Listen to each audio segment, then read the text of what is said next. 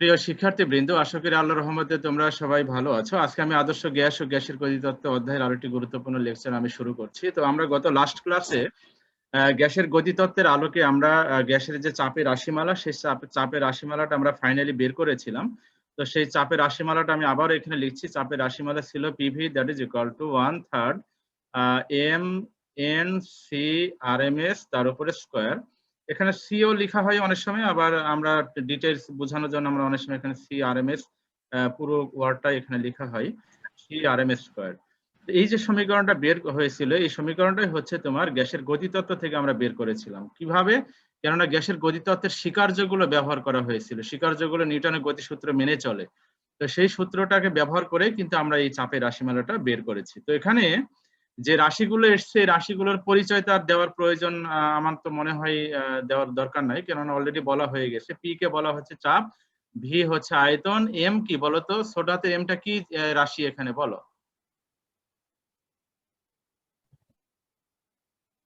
Sir ভর। কার ভর? তোমার ভর? স্যার গ্যাসের ভর। স্যার গ্যাসের একটি কণার ভর। ভেরি গুড, একজন বলতে পেরেছে মাত্র। গ্যাসের একটি কণার ভর, একটা অণুর ভর হচ্ছে ছোট হাতের এম। তাহলে ছোট হাতের এমটা হচ্ছে গ্যাসের একটি অণুর ভর, আর ক্যাপিটাল এন হচ্ছে পাত্রে মোট অণুর সংখ্যা। আর সিআরএমএস তো বুঝতেই পারছো যে তোমার পাত্রের মধ্যে গ্যাসীয় অণুগুলো যে বেগে গতিশীল, সেই বেগটাই হচ্ছে তোমার সিআরএমএস। তাহলে প্রত্যেকটা রাশির পরিচয় কিন্তু আমরা এখান থেকে জানি। আচ্ছা, এখন এই সমীকরণ থেকে দেখো আমরা বেশ কিছু রাশি আমরা সমীকরণ বের করতে চাচ্ছি। 1 নাম্বার যে সমীকরণটা আমরা বের করবো, একটু মনোযোগ সহকারে দেখতে হবে এইগুলো, ইজি ক্যালকুলেশন এইগুলো।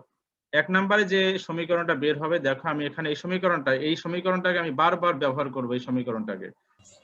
তো এখন দেখো কি লেখা হচ্ছে, PV that is equal to 1/3।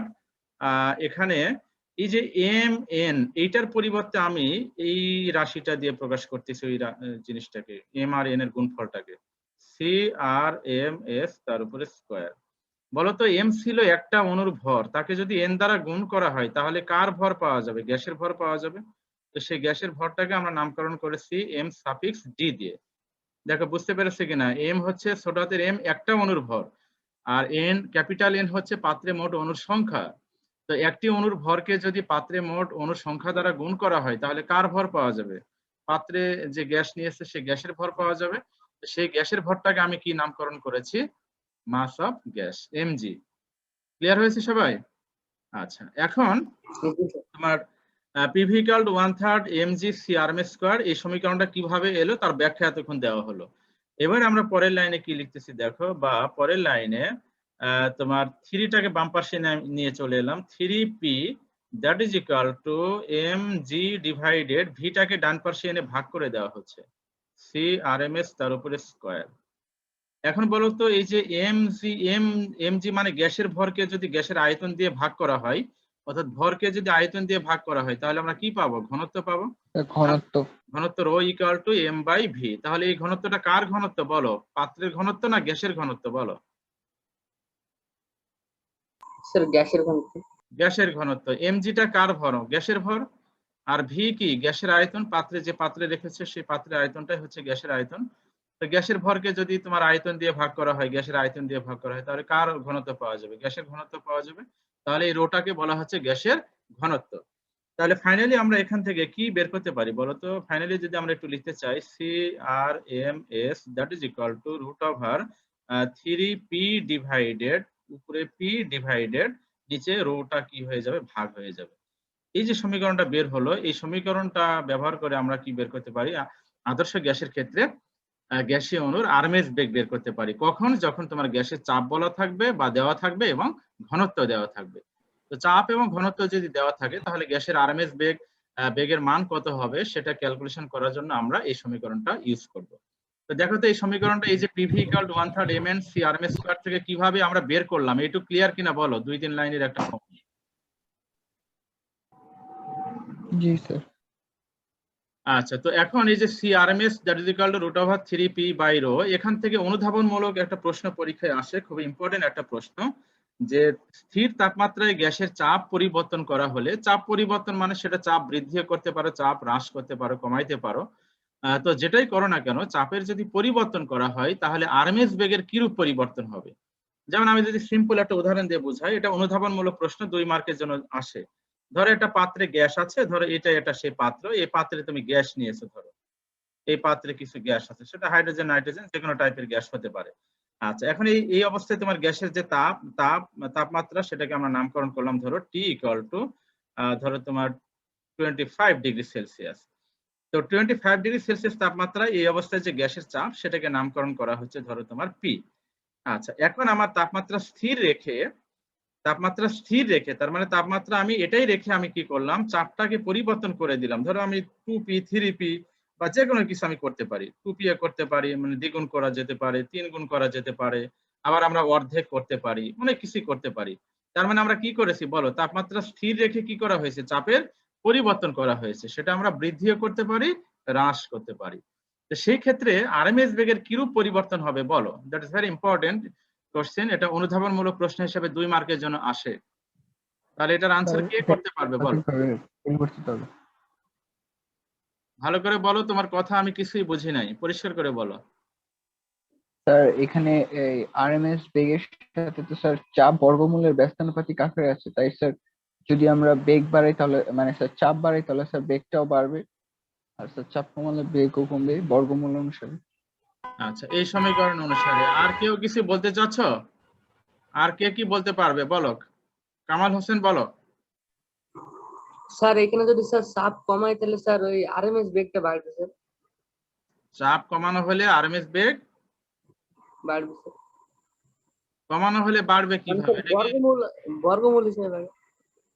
O sir sir sorry sir sorry sir, sir এটা চাপ কমালে ওইটা স্যার বর্গমূল হিসেবে কমবে স্যার।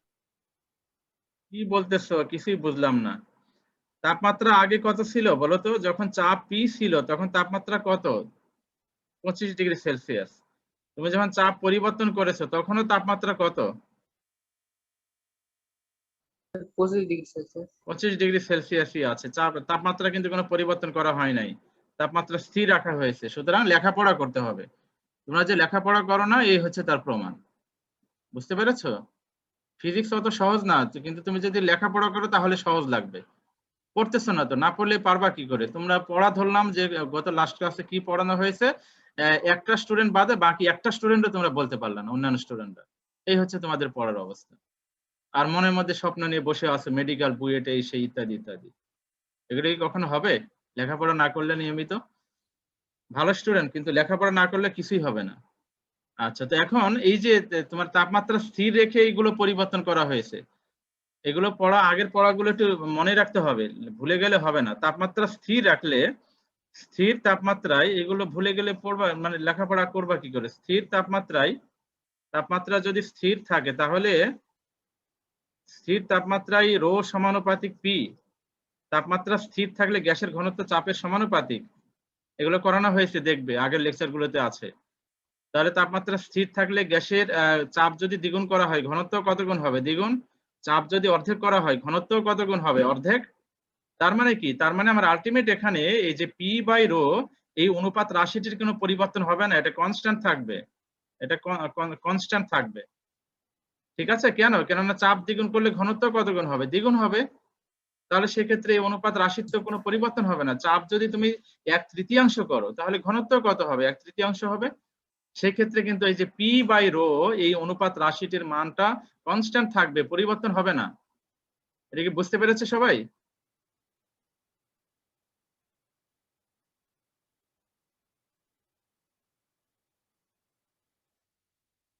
তোমরা কি শুনতে পাচ্ছ আমাকে? জি স্যার। তাহলে এতক্ষণ যে বুঝালাম পি বাই রো, এটার পরিবর্তন হবে না। তাহলে এটা পরিবর্তন না হলে এখানে কি হবে বলো, এখন সিআরএমএস টা কি হবে? স্যার অপরিবর্তিত থাকবে স্যার। তাহলে এই সিআরএমএস বেগের কোনো পরিবর্তন হবে না। কেন হবে না? কেননা আরএমএস বেগটা পি বাই রো এই অনুপাত রাশিটির উপরে নির্ভর করে। সুতরাং তুমি তাপমাত্রা স্থির রেখে চাপ যেটাই পরিবর্তন করো না কেন, ওই পি বাই রো এই অনুপাত রাশির কোনো পরিবর্তন হবে না, অলওয়েজ কনস্ট্যান্ট থাকবে। সেটা অলওয়েজ কনস্ট্যান্ট থাকার কারণে এই ক্ষেত্রে যেহেতু আরএমএস বেগ পি বাই রো এই অনুপাত রাশির উপরে নির্ভর করে, সুতরাং সেক্ষেত্রে গ্যাসের আরএমএস বেগের কোনো পরিবর্তন হবে না, এটা অপরিবর্তিত থাকবে, পরিবর্তন হবে না। দেখো এটা বুঝতে পেরেছে কিনা, খুবই ইম্পর্টেন্ট 2 মার্কের প্রশ্নের আনসার দেওয়া হলো, অনুধাবনমূলক প্রশ্ন। পরীক্ষা আসে যে স্থির তাপমাত্রায় চাপ পরিবর্তন করা হলে আরএমএস বেগের কিরূপ পরিবর্তন হয় ব্যাখ্যা করো, অথবা স্থির তাপমাত্রায় চাপ দ্বিগুণ করা হলে বা অর্ধেক করা হলে আরএমএস বেগের পরিবর্তন হবে কি ব্যাখ্যা করো। অনেকভাবে প্রশ্ন আসতে পারে। তাহলে এই সমীকরণটা লিখে তোমার বলবে যে যেহেতু আরএমএস বেগ পি বাই রো এই অনুপাত রাশির উপরে নির্ভর করে, কিন্তু আমরা জানি যে স্থির তাপমাত্রায় চাপ পরিবর্তন করা হলে তোমার ঘনত্বের পরিবর্তন হয় এবং সেটা সমানুপাতিক হারে পরিবর্তিত হয়। সুতরাং চাপ দ্বিগুণ তিনগুণ যেটাই করো না কেন পি বাই রো এই অনুপাত রাশির কোনো পরিবর্তন হবে না। এই যে এই সমীকরণটা এটা লিখতে হবে রো সমানুপাতিক পি। তো যেহেতু অনুপাত রাশির কোনো পরিবর্তন হচ্ছে না, সুতরাং আরএমএস বেগেরও কোনো পরিবর্তন হবে না। So that is the answer 2 মার্কের জন্য। আচ্ছা, তাহলে আমরা এতক্ষণ একটা সমীকরণ বের করলাম, C RMS that is equal to root over 3p divided rho. তো এটা আমরা ব্যবহার করে আমরা যখন অঙ্ক করব 3 মার্কের যদি অঙ্ক কখনো আসে, তাহলে যদি চাপ দেওয়া থাকে, গ্যাসের ঘনত্ব যদি দেওয়া থাকে, তাহলে সেক্ষেত্রে আমরা ইজিলি আরএমএস বেগের মানটা বের করতে পারি এই সমীকরণ ব্যবহার করে, চাপ আর ঘনত্ব যদি দেওয়া থাকে। তাহলে আমরা এই PV equal to 1/3 mn C RMS square ব্যবহার করে একটা সমীকরণ বের করা হলো এবং তার সংশ্লিষ্ট যে বিষয়গুলো ছিল সেইগুলো নিয়ে এতক্ষণ কথা বলা হলো। আচ্ছা, এবারে 2 নাম্বার যে ইকুয়েশনটা আমরা এখান থেকে বের করতে পারি, that is another important equation. তো সেটা আমরা কিভাবে বের করতে পারি, দেখো আমরা আবারও ওই সমীকরণটাকে আবারও আমরা রিকল করব। পিভি ইকুয়াল টু 1/3 ধরো আমরা মাস অফ গ্যাস যেটা লিখেছিলাম, ওই যে এম আর এন গুণ করে যেটা পেয়েছিলাম সেটা ইনটু সি আরএমএস, তো সেটা থাকবে সি আরএমএস তার উপরে স্কয়ার। আচ্ছা, এখন আমরা ধরো আমরা পাত্রে যদি 1 মোল গ্যাস বিবেচনা করি, তো পাত্রে 1 মোল গ্যাস বিবেচনা করলে তাহলে বলো তো 1 মোল গ্যাসের ক্ষেত্রে আবার আমরা কি জানি বলো তো, পিভি ইকুয়াল টু কি জানি বলো? 1 মোল গ্যাসের ক্ষেত্রে আমরা পিভি ইকুয়াল টু আদর্শ গ্যাসের সমীকরণ কি বলো? 1 মোল গ্যাসের স্যার ক্ষেত্রে RT. RT sir. PV equal two আমরা জানি আরটি 1 মোল গ্যাসের ক্ষেত্রে। আচ্ছা, তাহলে এখন আমরা যদি এই পিভির পরিবর্তে খেয়াল করো একটু, এই পিভির পরিবর্তে যদি আমরা আরটি ব্যবহার করি তাহলে কত মোল গ্যাসের জন্য এটা লেখা হলো? 1 মোল গ্যাসের জন্য। আর যদি আমি পিভি ইকুয়াল টু এনআরটি লিখতাম তাহলে এন মোল গ্যাসের ক্ষেত্রে সেটা লেখা হলো। স্যার n মোল গ্যাসের জন্য। এটা এন মোল বা 1 মোল যে কোনো গ্যাসের ক্ষেত্রে আমি যে সমীকরণটা বের করব সেটা প্রযোজ্য হবে। সেটা কিভাবে পরে দেখাচ্ছি দেখো। তাহলে আমরা পিভির পরিবর্তে আরটি লিখলাম 1 মোল গ্যাসের ক্ষেত্রে, ঠিক আছে? আচ্ছা, দ্যাট ইজ ইকুয়াল টু আমরা লিখতে পারি তোমার 1/3। আচ্ছা, বলো তো এটা যেহেতু 1 মোল গ্যাসের ক্ষেত্রে আমরা এটা লিখেছি, পিভির পরিবর্তে আরটি লেখা হয়েছে, তো 1 মোল গ্যাসের ভরকে কি বলা হয় বলো তো? 1 মোল গ্যাসের যে ভর, এই যে মাস অফ গ্যাস, এই 1 মোল গ্যাসের ভরের একটা নাম আছে, স্পেসিফিক নাম আছে, বলো সেই নাম। আদর্শ গ্যাস। বলো 1 মোল গ্যাসের ভরকে কি বলা হয়? আণবিক ভর। স্যার পারমাণবিক ভর স্যার। আণবিক ভর, নট পারমাণবিক ভর।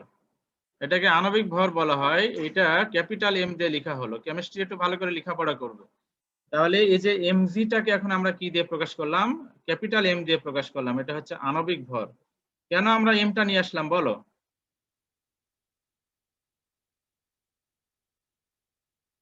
ক্যাপিটাল এমটা কেন আনা হলো বলো?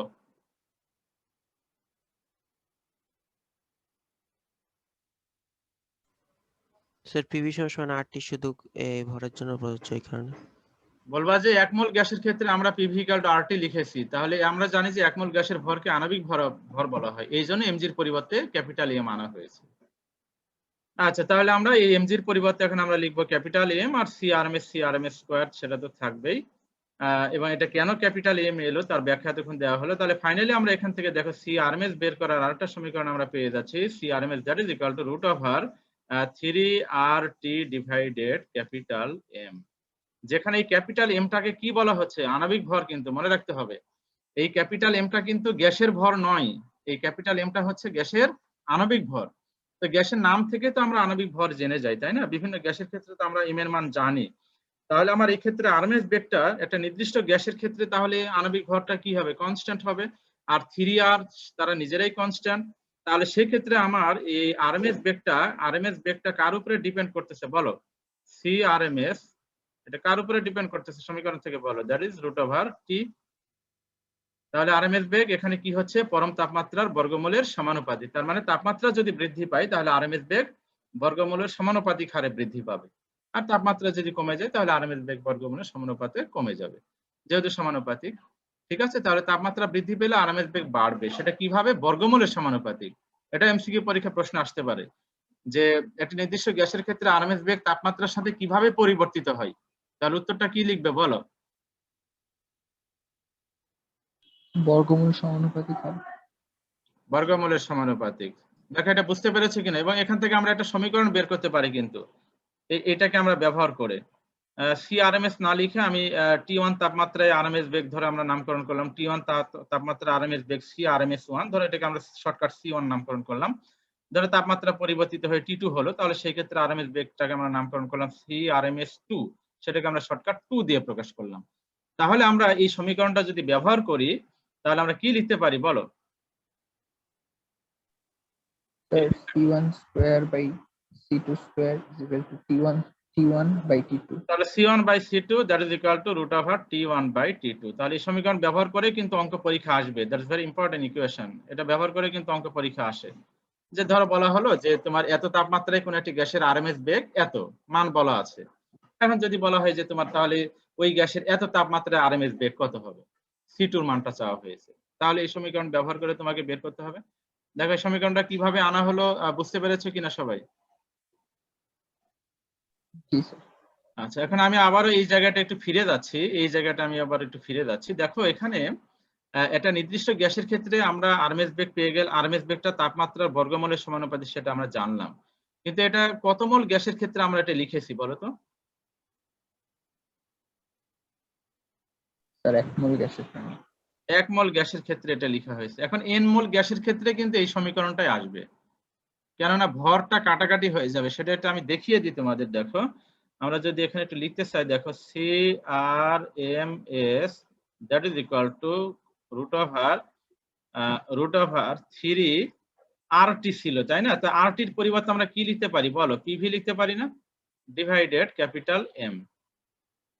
RT এর পরিবর্তে কি লিখতে পারি আমরা? PV। একটু রেসপন্স করো, হ্যাঁ। জি স্যার। ইকুয়াল টু আমরা কি জানি? RT জানি 1 মোলের ক্ষেত্রে। আমরা যে সমীকরণটা বের করলাম সেটা তো 1 মোলের ক্ষেত্রেই আমরা করেছি, তাই না? তাহলে RT এর পরিবর্তে আমরা কি লিখেছি? আমরা PV। এখন যদি আমি PV এর পরিবর্তে এখন আমি কি লিখবো দেখো, রুট ওভার 3 ইনটু PV এর পরিবর্তে আমি কিন্তু এখন লিখতেছি দেখো nRT। তাহলে এখন আমরা কত মোল গ্যাসের জন্য আমরা লিখলাম এটা বলো? স্যার n মোল গ্যাসের n মোল গ্যাসের গ্যাসের জন্য। ক্ষেত্রে। তাহলে আমার নিচের যে আণবিক ভর, এই আণবিক ভর কি এখন ক্যাপিটাল এমটা কি রাখা যাবে না চেঞ্জ হয়ে যাবে বলো?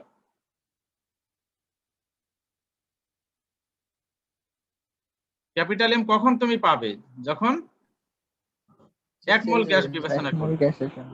তোমার কি এখন 1 মোল আছে না n মোল গ্যাস? n মোল। স্যার n মোল। n মোল গ্যাস। তো তাহলে পাত্রে যে কোনো ভরের একটা গ্যাস আছে, ধরো m ভরের একটা গ্যাস রাখা আছে, তাহলে সেই ভরটা এখানে নিয়ে আসতে হবে। দেখো এটা বুঝতে পেরেছো কিনা? একটু রেসপন্স করো। জি স্যার। এই ক্যাপিটাল এমটা যে চেঞ্জ হয় কেন ছোট হাতের এম হলো, এটা ব্যাখ্যা দাও। সামিউল ইসলাম ব্যাখ্যা দাও। কারণ স্যার এখানে প্রথম ক্ষেত্রে তো স্যার 1 মোল গ্যাস ছিল, তাই স্যার এখানে আমি আণবিক ভর বিবেচনা করেছি। কিন্তু স্যার দ্বিতীয় ক্ষেত্রে তো স্যার n মোল গ্যাস হয়ে গিয়েছে, তাই স্যার n মোল গ্যাসের জন্য যে পাত্রের ভরটা রয়েছে স্যার সেই ভরটা আমরা বিবেচনা করছি। পাত্রের ভর না, গ্যাসের ভর। হ্যাঁ, মানে গ্যাসের ভর। তাহলে আমার n মোল গ্যাসের যে ভর সেটা নিয়ে আসতে হবে এখানে। 1 মোল গ্যাস হলে এখানে ক্যাপিটাল এম থাকবে। That's very simple. তো এখন আমরা যেটা বের করতেছি সেটা কিন্তু আসলে n মোলের ক্ষেত্রে আমরা দেখতে চাচ্ছি যে সমীকরণটা কেমন দাঁড়ায়। সমীকরণ ওটাই থাকবে। আচ্ছা, এখন বলো তো এই যে আমরা যে ক্যাপিটাল এমটা আমরা এখানে গ্যাসের ভর যে আমরা নিয়ে এলাম, তো আমরা কি জানি মোল সংখ্যা মানে কি বলো? ওই গ্যাসের ভর ডিভাইডেড কি আণবিক ভর। তাহলে আমরা এখানে ওই গ্যাসের ভর দ্যাট ইজ ইকুয়াল আমরা কি লিখতে পারি? n into capital M. দেখো এটা লেখা যায় কিনা? জি স্যার। তো সেটা যদি এখানে প্রয়োগ করা হয় তাহলে কি সমীকরণ চেঞ্জ হবে? দেখো উপরে 3 ইনটু nRT উপরে থাকবে, আর ছোট হাতের m এর পরিবর্তে মানে গ্যাসের ভরের পরিবর্তে আমরা মোল সংখ্যা ইনটু মোলার মাস। তাহলে এই n আর n কাটাকাটি হলে ফাইনালি কিন্তু সমীকরণে কিন্তু কোনো পরিবর্তন হচ্ছে না। সুতরাং পাত্রে তুমি n মোল গ্যাস নাও আর যে কোনো মোল গ্যাস নাও না কেন, সবসময় আরএমএস বেগ বের করার মানে তাপমাত্রার সাথে আরএমএস বেগের যে রিলেশন, সেই রিলেশনে কিন্তু কোনো পরিবর্তন হবে না। সেই রিলেশনটা সর্বদা এটাই থাকবে। এটা শুধু তাপমাত্রার উপরে নির্ভর করে, আর এটা নির্দিষ্ট গ্যাসের ক্ষেত্রে। আর গ্যাস যদি পরিবর্তন হয় তাহলে সেটা এম এর উপরে ডিপেন্ড করবে, কেননা বিভিন্ন গ্যাসের ক্ষেত্রে এম এর মানটা কি হবে, আলাদা আলাদা হবে। সুতরাং পাত্রে তুমি 1 মোল গ্যাস নিয়েছো না n মোল গ্যাস নিয়েছো, আরএমএস বেগ কিন্তু তার উপরে ডিপেন্ড করে না। তাহলে আরএমএস বেগটা কার উপরে ডিপেন্ড করে বলো? শুধু ওই গ্যাসের তাপমাত্রার উপরে ডিপেন্ড করে। কি বুঝতে পেরেছো যে 1 মোল গ্যাসের ক্ষেত্রে আরএমএস বেগের যে সমীকরণ তাপমাত্রার সাথে, যে কোনো মোল, 2 মোল, 3 মোল, যে কোনো মোল গ্যাসের ক্ষেত্রে আরএমএস বেগের সমীকরণ সেটাই, এটার কোনো পরিবর্তন নাই। সুতরাং পাত্রে যদি বলা হয় যে ধরো একটা পাত্রে ধরো হাইড্রোজেন গ্যাস নিয়েছো, ধরো একটা পাত্রে হাইড্রোজেন গ্যাস রাখা আছে, ধরো তুমি 100 গ্রাম হাইড্রোজেন গ্যাস নিয়েছো, ঠিক আছে? এবং সেই গ্যাসের তাপমাত্রাটা কত সেটা বলা আছে, ধরো তোমার 27 ডিগ্রি সেলসিয়াস তাপমাত্রায় একটি পাত্রে 100 গ্রাম হাইড্রোজেন গ্যাস বিদ্যমান। এখন চেয়েছে যে গ্যাসীয় অণুর আরএমএস বেগ কত, তাহলে কিভাবে ক্যালকুলেশন করবে? তাহলে আমরা ওই সমীকরণটা ইউজ করব যেটা তাপমাত্রার সাপেক্ষে দেওয়া আছে। তাহলে তাপমাত্রার যে রিলেশন আরএমএস বেগ বের করা সেটা আমরা ইউজ করব 3RT ডিভাইডেড ক্যাপিটাল M, তো দ্যাট ইজ ইকুয়াল টু, এখন মান অ্যাপ্লাই করতে হবে। তো 3 থাকবে, আর এর মান কত বলো? আর এর এসআই এককে মান কত? 8.31। হ্যাঁ, বাকিগুলো বলতে থাকো। ক্যাপিটাল টি এর মান কত? 8.31, এটা হচ্ছে আর এর মান। ক্যাপিটাল টি হচ্ছে 27 ডিগ্রি সেলসিয়াস, 300 কেলভিন। এসআই এককে নিয়ে যেতে হবে 300 কেলভিন হবে 273 যোগ করে, ঠিক আছে? আর ক্যাপিটাল এমটা কি? হাইড্রোজেন গ্যাসের আণবিক ভর। তো হাইড্রোজেন গ্যাসের আণবিক ভর কত বলো? 3 গ্রাম। 2 4 7। হ্যাঁ, তোমরা কি ঘুমাচ্ছ নাকি? তোমাদের কণ্ঠস্বর এইরকম কেন?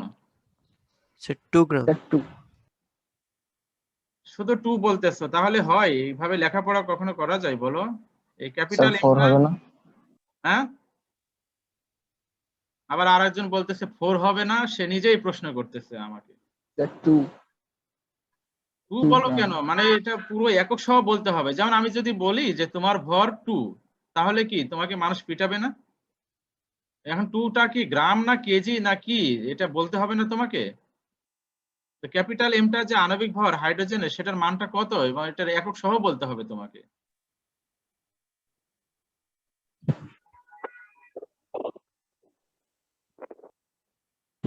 স্যার 2 গ্রাম স্যার। 2 গ্রাম পার মোল। এই এম এর একক হচ্ছে 2 গ্রাম পার মোল। তো সেটা কেজি পার মোলে নেওয়ার জন্য এটা কি গ্রামে রাখবে? গ্রামে রাখলে আর অঙ্ক হবে না, অঙ্কের রেজাল্টে 0 পেয়ে যাবে। তো 2 ইনটু 1000 দিয়ে ভাগ করতে হবে, মানে 10 টু দি পাওয়ার -3 দ্বারা আমি গুণ করে দিলাম। এইটা ক্যালকুলেশন করলে যে রেজাল্টটা হবে ততই হচ্ছে আরএমএস বেগ। বাসায় ক্যালকুলেশন করে নিও।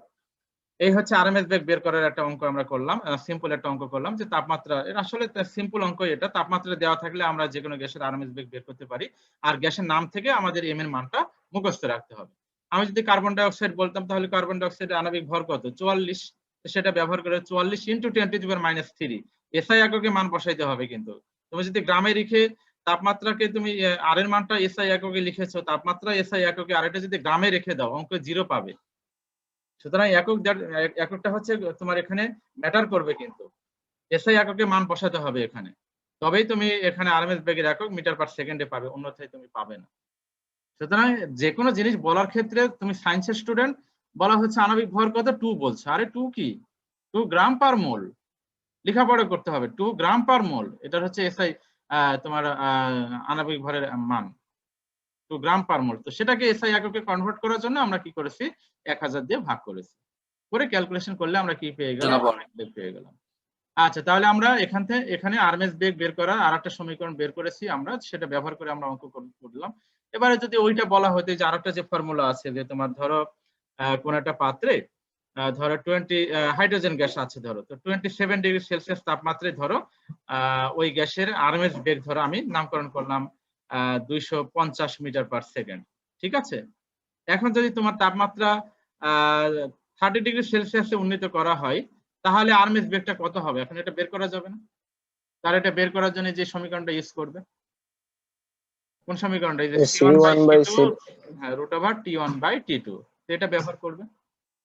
পারা যাবে অঙ্কটা? তো এই যে তাপমাত্রাগুলোকে কেলভিনে নিয়ে যাবে, হ্যাঁ, সবসময় তাপমাত্রাগুলোকে কেলভিন এককে কনভার্ট করে তুমি অঙ্কগুলো করবে। সাদমান সীমান্ত আছো ক্লাসে? সাদমান সীমান্ত নতুন স্টুডেন্ট? জি স্যার। আচ্ছা, সাদমান সীমান্ত কি ক্লাসে পড়া বুঝতে পারছো নাকি? জি স্যার, একটু সমস্যা হইতেছে স্যার, বাট কি সমস্যা, বুঝতেছি। কি সমস্যা বলো? না, মাঝে মাঝে স্যার ওই যে একক গুলোতে একটু সমস্যা হয়। হ্যাঁ, এই জন্য এককগুলো আসলে লেখাপড়া করতে হবে। যে কোনো সমীকরণ তুমি ব্যবহার করে যখন অঙ্ক করবে তখন তো নিয়ম হচ্ছে, স্ট্যান্ডার্ড নিয়ম হচ্ছে সবগুলো মানই এসআই এককে লিখবে অথবা সিজিএস এককে লিখবে। আমরা সবসময় এসআই এককে বেশি ব্যবহার করি। তো সেই এসআই এককগুলো সম্বন্ধে তোমার ধারণা থাকতে হবে, ধারণা না থাকলে তুমি অঙ্ক করতে পারবে না। যাই, তাহলে আমরা আরএমএস বেগের আমরা দুইটা সমীকরণ আমরা বের করেছি। এবারে দেখো নাম্বার 3 নাম্বার যে আমরা ইকুয়েশন আমরা এখান থেকে বের করতে চাচ্ছি, 3 নাম্বার যে ফর্মুলা, সেটা হচ্ছে আমরা আবারও ওই সমীকরণটাকে আমরা নিয়ে আসবো, পিভি ইকুয়াল টু 1/3। দেখো একটা সমীকরণ থেকে অনেকগুলো অনেক সমীকরণ কিন্তু আমরা তৈরি করছি এখানে। দেখো, তো PV equal to 1/3 M suffix G into C RMS তার উপরে স্কয়ার। এটা আবারও নিয়ে আমরা রিকল করলাম। আচ্ছা, এখন আমরা দেখো এই জায়গায় আমরা কি করতে চাচ্ছি একটু খেয়াল করো। দেখো, আমরা পিভি রেখে দিলাম, ঠিক আছে, পিভি রেখে দিলাম। এখন আমরা যদি এটা 1 মোল গ্যাস নিই তাহলে এটা হবে আণবিক ভর, আর যে কোনো গ্যাস নিলে সেটা হবে তোমার যে কোনো গ্যাসের ভর, ওটা ছোট হাতের এম দিয়ে প্রকাশ করতে পারো বা ক্যাপিটাল এম জিও রাখতে পারো, কোনো সমস্যা নেই। এখন আমরা এখানে একটা টেকনিক অ্যাপ্লাই করতেছি, একটু খেয়াল করো। 2/3 আমি এখানে অতিরিক্ত নিলাম, আমার এখানে ছিল কিন্তু 1/3, কিন্তু আমি এখানে 2/3 করলাম, তাহলে 2টা কি অতিরিক্ত নিয়েছি আমি। এখন সেটা এলিমিনেট করার জন্য কি করবে বলো? স্যার হাফ দিয়ে গুণ করে হ্যাঁ, তাহলে আমরা হাফ দিয়ে গুণ করে দিলাম, ইনটু, এটা করার কারণ আছে, এটা করার কারণ হচ্ছে একটা সমীকরণ আমরা এখান থেকে ডিরাইভ করতে চাচ্ছি। তো দেখো, এখন এই টু কাটাকাটি হলে তো আগের সমীকরণটা আবার আমরা পেয়ে যাচ্ছি, তাই না? তাহলে এখানে আমরা এখানে অতিরিক্ত 2 দ্বারা গুণ করেছি, আবার নিচে 2 দ্বারা কি করা হলো, ভাগ করা হলো। এখন বলো তো, এই যে এখানে ব্র্যাকেটের মধ্যে আমি যদি একটু ব্র্যাকেট দিয়ে দেখাতে চাই, বলো এই ব্র্যাকেটের মধ্যে যে রাশিটা তৈরি হচ্ছে, এই রাশিটাকে আমরা কি নামকরণ করব বলো? এই রাশিটার নাম কি বলো? এটা মানে কি আমরা গ্যাসের গতিশক্তি। হাফ এম ভি স্কয়ার না, বলো তো? এটার সাথে এটা মিলে যায় না? দেখো, জি স্যার। কি শোনা যাচ্ছে, বোঝা যাচ্ছে? জি স্যার। জি স্যার। তো কি লিখবো বলো, এটার পরিবর্তে কি লিখবো এখন বলো, বলতে থাকো না কেন তোমরা? তাহলে এটার পরিবর্তে আমরা গতিশক্তি লিখবো। গতিশক্তি। হ্যাঁ, আর আমরা যদি 1 মোল গ্যাস বিবেচনা করি তাহলে আমরা পিভির পরিবর্তে কি লিখবো বলো? আরটি লিখবো। আর যদি এন মোল গ্যাস বিবেচনা করি তাহলে আমরা কি লিখবো? এনআরটি। আমরা এন মোল বিবেচনা করি, হ্যাঁ, তাহলে nRT that is equal two 2/3 into গতিশক্তি হচ্ছে তোমার ই কে, কাইনেটিক এনার্জি। দেখো, এটা এই যে ব্র্যাকেট যেটা, তার পরিবর্তে কিন্তু এটা চলে এসেছে, দেখো এটাই হচ্ছে গতিশক্তি। তাহলে ফাইনালি আমি এখান থেকে, দেখো এটা এইটুকু বুঝতে পেরেছি কিনা একটু আমাকে বলো। পিভি ইকুয়াল সমীকরণটা রিকল করা হলো, এবারে আমরা এখানে একটু টেকনিক অ্যাপ্লাই করেছি, 2 দ্বারা গুণ করা হলো, আবার নিচে 2 দ্বারা ভাগ করা হয়েছে। এটা করার কারণ হচ্ছে যে গতিশক্তির টার্মটা আনার জন্য, হাফ এম ভি স্কয়ার সেটা তৈরি করার জন্য। সি আরএমএস টাই হচ্ছে বেগ, বেগের উপরে স্কয়ার, তাহলে সেটা হচ্ছে কাইনেটিক এনার্জি ইকে। তাহলে আমার এখানে ফাইনালি ইকে সমান কত তৈরি হচ্ছে বলো, সমীকরণটা কি? তাহলে ফাইনালি আমরা এখানে পেয়ে যাচ্ছি গতিশক্তি E k that is equal to 3/2 into nRT. দেখো এই সমীকরণটা বুঝতে পেরেছো কিনা? এই সমীকরণ ব্যবহার করে কিন্তু আমাদের গতিশক্তি বের করতে হবে। এই ফর্মুলাগুলোর অঙ্কই পরীক্ষায় থাকে, সিকিউ প্রশ্ন এগুলো থেকে তৈরি করা হয়। তো এটা কত মোল গ্যাসের জন্য আমরা গতিশক্তি বের করলাম, এই সমীকরণটা ব্যবহার করব এন মোল গ্যাসের ক্ষেত্রে। আর 1 মোল গ্যাসের ক্ষেত্রে হলে কত হবে? তো 1 মোল গ্যাসের ক্ষেত্রে এন এর মান কত হবে? এন এর মান 1 হবে না 1 মোল গ্যাসের ক্ষেত্রে? তো সেই ক্ষেত্রে আমার গতিশক্তি আমার কত তৈরি হবে? গতিশক্তি E k that is equal to 3/2 into RT. তার মানে এটা যে কোনো মূল গ্যাসের ক্ষেত্রে আমরা গতিশক্তি বের করার জন্য এই সমীকরণটা আমরা ইউজ করব। এখন আমরা কিছুক্ষণ আগে যে একটা অঙ্ক বলেছিলাম না, এই যে কিছুক্ষণ আগে যে আরএমএস বেগটা বের করা হলো, এই যে হাইড্রোজেন একটা পাত্রে যে আমরা হাইড্রোজেন গ্যাস নিয়েছিলাম 27 ডিগ্রি সেলসিয়াস তাপমাত্রায় 100 গ্রাম হাইড্রোজেন গ্যাস আমরা নিয়েছিলাম। তো সেই ক্ষেত্রে গ্যাসীয় অণুর তোমার গতিশক্তি কত এটা বের করতে বলা হচ্ছে। তাহলে সেই ক্ষেত্রে কিভাবে বের করবে বলো? এটা কি 1 মোল না যে কোনো মোল? এন মোল।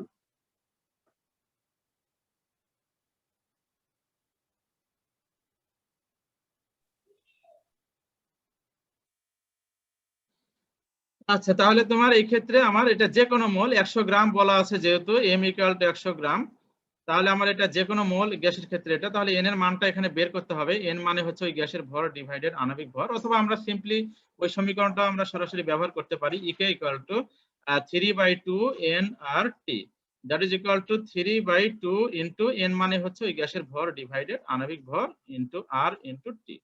এবারে তুমি এই সমীকরণে কি করবে, মান অ্যাপ্লাই করবে। এই ক্ষেত্রে তুমি এটাও যদি গ্রামে রাখো, এটাও গ্রামে রাখলে কোনো অপরাধ হবে না, কেননা গ্রাম গ্রাম কাটাকাটি হবে। আর কেজিতে যদি কনভার্ট করো সেটাও হবে, কোনো সমস্যা নেই।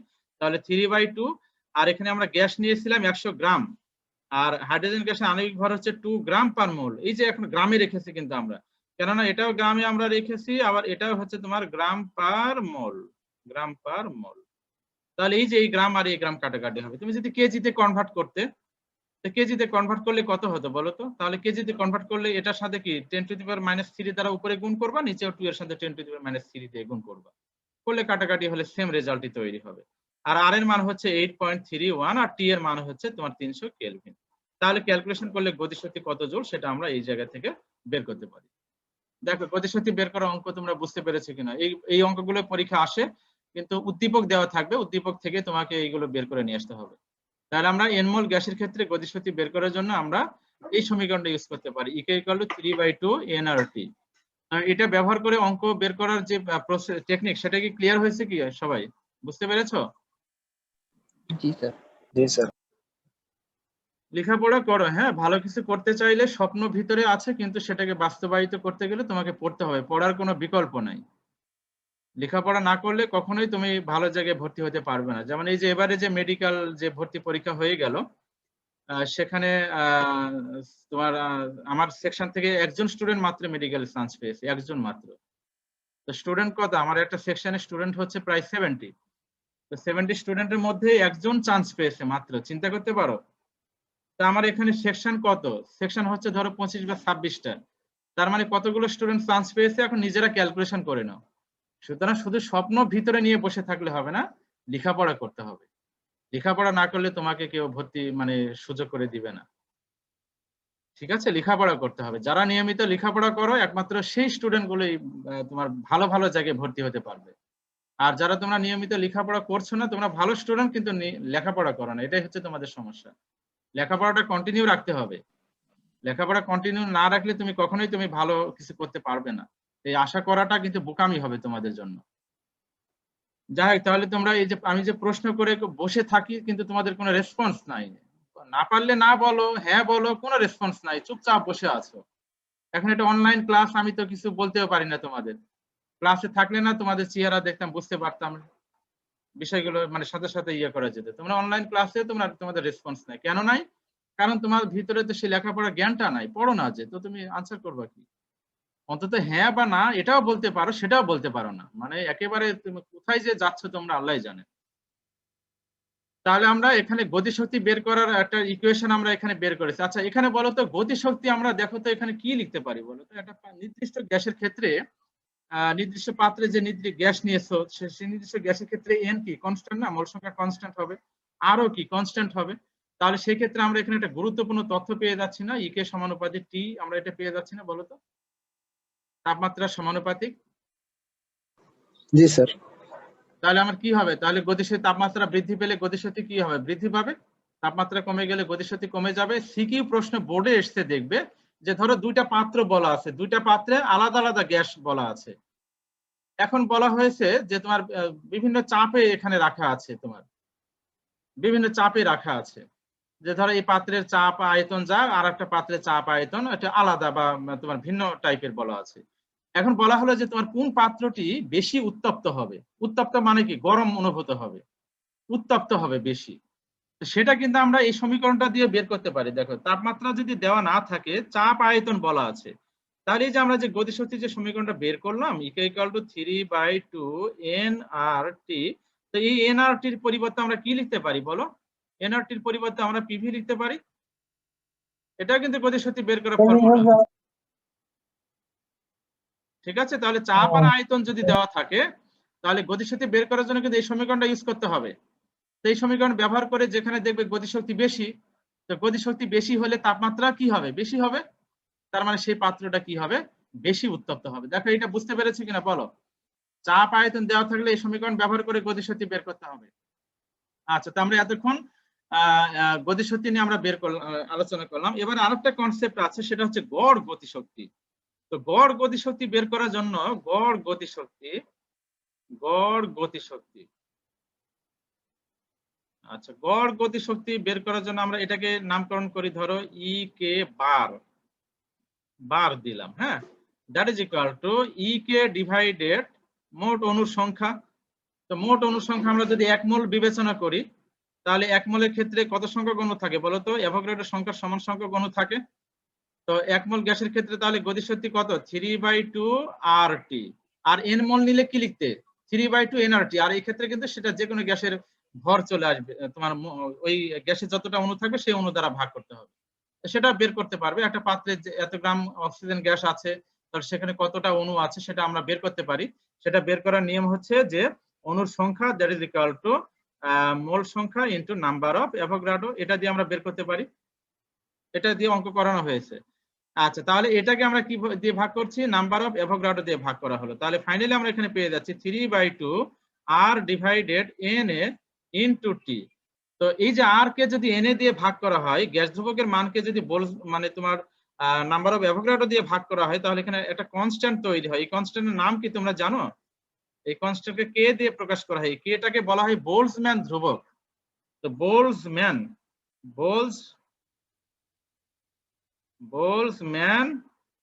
ধ্রুবক কনস্ট্যান্ট, বানানগুলো তোমরা দেখবে। তো that is K that is equal to R divided Na। তো that is equal to R মানে কত বলো? 8.31 জুল পার মোল পার কেলভিন। ঠিক আছে। আর Na মানে কি? 6.023 n এর মানটা ইনটু 10⁻23 পার মোল। তাহলে এটা ক্যালকুলেশন করলে 1.38 ইনটু 10⁻23 জুল পার কেলভিন এই মানটা আসে। তাহলে এটা কি একটা বোলজম্যান ধ্রুবক, যার মান হচ্ছে এইটা। তো এই যে সমীকরণটা তৈরি হলো, এটাই হচ্ছে তোমার গড় গতিশক্তি বের করার ফর্মুলা। মানে একটা অণুর যদি গতিশক্তি চাই, তখন এইটা ব্যবহার করে আমরা অঙ্কটা করব।